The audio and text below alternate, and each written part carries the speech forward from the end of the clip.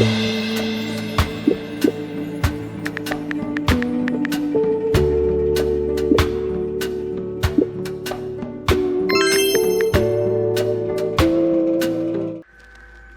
in here isn't pretty. How bad is it? The scariest thing is how deep I had to dig to find it. Even reached out to some people on the DOJ. Okay. You officially have me nervous.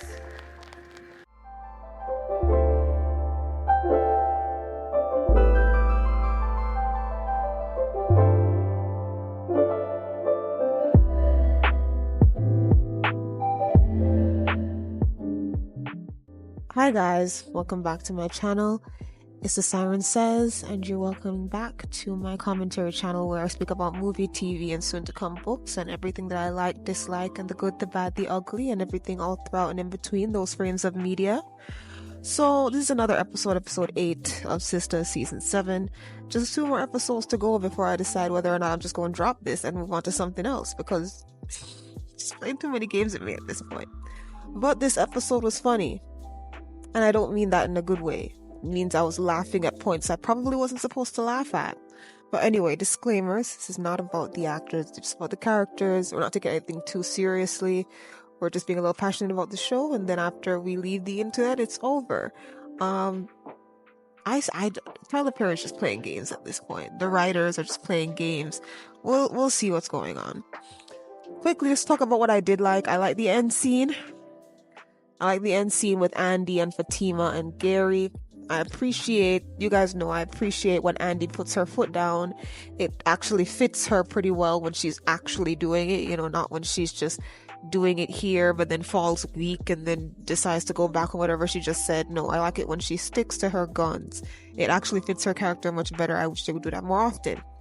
I'm not going to be a hypocrite here. I did say in the last episode that I wanted them to focus more on the girls' jobs and sort of relate that to their relationships. I feel like, okay, I don't know if they're starting to do it, but this episode, it kind of looked like it. Especially with Andy's job, the Marie character, that having to do with Gary, all of that having to mix up with her and Jordan. That's what I'm talking about. It could be done a little bit better. Her cases don't exactly have to completely mix with everybody that she knows, but they tried something here that was similar to what I said, so I'm going to give them props for that. Just to quickly get into Hayden and Gary. Gary's a backstabber, bro. I'm just like, I don't like when Tyler establishes characters to have a certain level of intelligence and then removes it. I know some people could say, oh, he probably trusts Gary, but why would he? He knows he shouldn't trust Gary. He can trust Gary to, flip over Andy, but he can't trust Gary. They might work together for a common goal. Apparently, they've known each other a very long time, actually. They've known each other since college, which is interesting. But that just means that he knows without a shadow of a doubt that Gary's not a trustworthy person. But it is what it is. I feel like when Hayden finds out, it's going to be hell to pay for everybody, and I'm excited for that because I love when Hayden has his villainous moments. Now, to get back into Gary, he had the scene with Tamara. It's dramatic, so I smile, but I don't really like it. You know how I feel. I wish Hayden and Tamara were actually a thing, but they're not going to give me that, so it's whatever. I appreciate that Tamara got evidence on Gary. You see what I'm talking about? Intelligence just gone. Gary should have known better. He knows that she's a scammer, and you do this, and you don't think maybe she could be recording you. Maybe she could have an ulterior motive. You think she's just like a dumb scammer. Like, I feel like Hayden and Gary underestimate each other and the people around them, and I'm not completely sure why. I don't understand why they keep underestimating people. It lowers their intelligence as the bad guys of the show, in my personal opinion. Alright, just to skip forward a little bit, Danny and the therapy, because we're just gonna bring it up. You guys know how I feel. I feel like it's so unfortunate that this is happening. But Now I have a valid reason to be a hater. So she's only doing therapy for Tony. She's not doing therapy because she feels like she needs help. She's doing therapy because she doesn't want to lose this relationship. Are you crazy? That's the message that you're trying to send? Get help for a man? I thought they were more modern than that. You know, like, all these women are very independent. I think it's really weird that, like, she's finally getting therapy because she doesn't want to lose Tony. Like, that's interesting, but okay. She speaks to the therapist and they come to the conclusion that Danny is having irrational fears, and that's something that has been holding her back in different relationships. She'll have an irrational fear and treat the relationship like the fear has already become realized.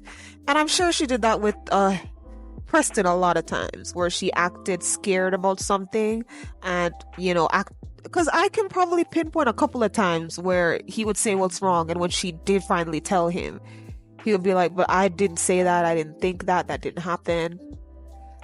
But she would still treat him like it happened, which is why some people don't like Preston, because they're as delusional as Danny, but we're not going to get into that. So yeah, the therapist was right.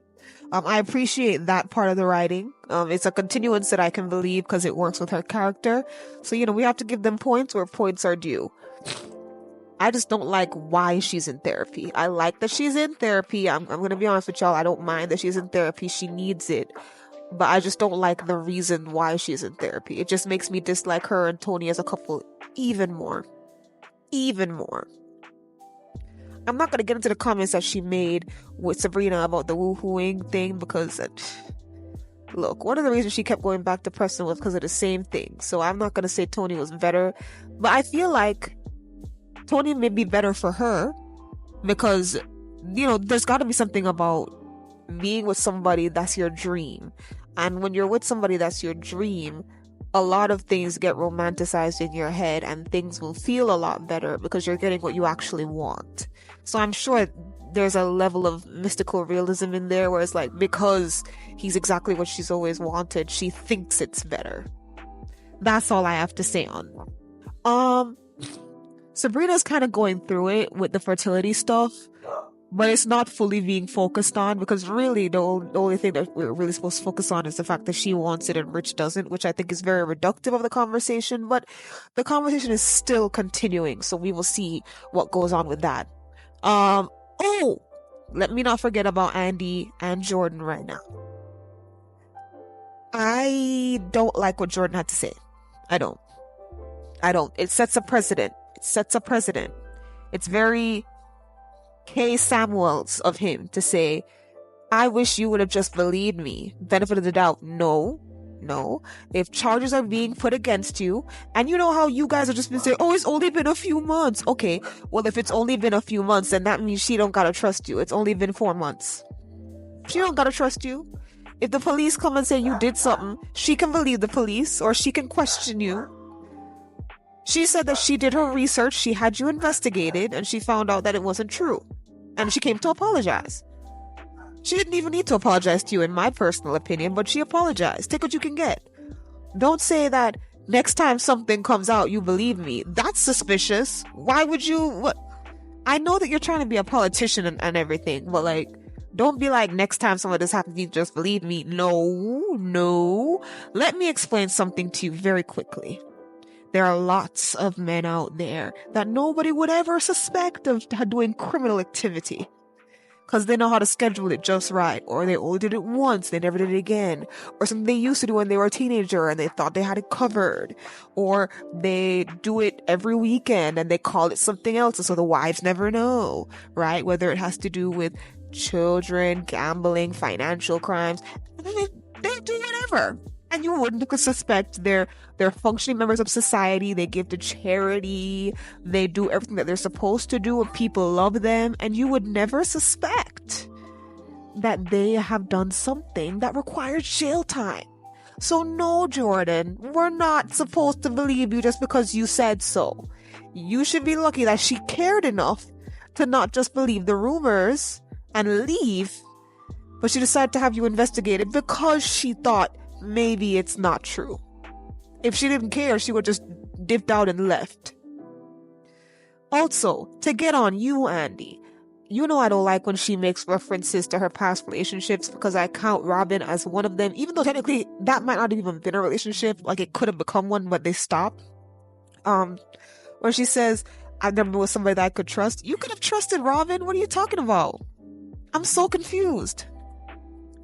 But, yeah, I want to say that because I understand where Jordan is coming from before y'all come at me. I understand. However, it's not fair for him to expect somebody that he does not know very well to just trust him when giant allegations have been thrust against him. Right? She did her due diligence and now she believes you. Take what you can get. People always want women to just believe. And then cycles of abuse will happen in families.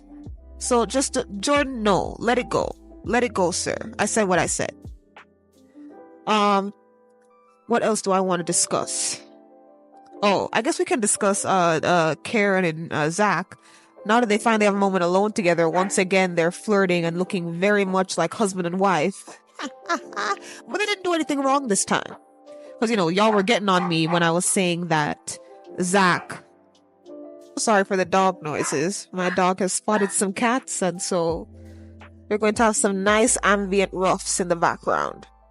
So, I did just want to say as well, quickly, I think it's fine that Fatima wanted to come. I think it's fine. I think Zach and Karen tend to get into a certain rhythm when both of them are not being hostile that can seem very relationship-like. And so I think it's fine for Fatima to come there and break it up. But y'all know how I feel about Fatima and Zach. I feel like she should leave. But since she's here, she's gonna have to deal with that. That's her, but she's gonna have to deal with it. But yeah, Karen has twins. I know y'all want me to talk about that. There's something real that I have to say about that. I guess what they could do, because it can happen, is that one twin could have a different baby daddy. So one is Zach's and one is Aaron's, which would just be hilarious. And I know you'd be like, there's no way it's Aaron's, but Aaron has come back to speak to Pam just to hear what's going on with Karen without bothering her. You see what I'm talking about? Like, Aaron is not perfect, but like, he was pretty good. Andy did find out a lot about Gary, so we will find out what she knows. She's trying to get Penelope to back off of him because she's curious and she just wants to know what's going on. Gary and Hayden are plotting on Marie Willis, so that's not looking good for Andy. But I'm not gonna blame Andy on that. Well, maybe a little bit, because I don't know why you would let Hayden know anything without backing it up first, but I'm not gonna put that on her. I'm gonna give her a break. Yeah, that was about it. It's probably the shortest one I've ever done, but it is what it is. The next video you should be seeing will probably be an Avatar video. If you're interested in that, great. If not, I understand. Now, I will also be doing a For Better or Worse video later on. So please look out for that. That will definitely be way more positive because, you know, that show is fun. But, yeah, thank you guys so much for watching. You have a great rest of your day and have an awesome weekend. Sorry this video came out late. Life has presented itself as a threat. But, goodbye. And you have a wonderful rest of your weekend. Susu.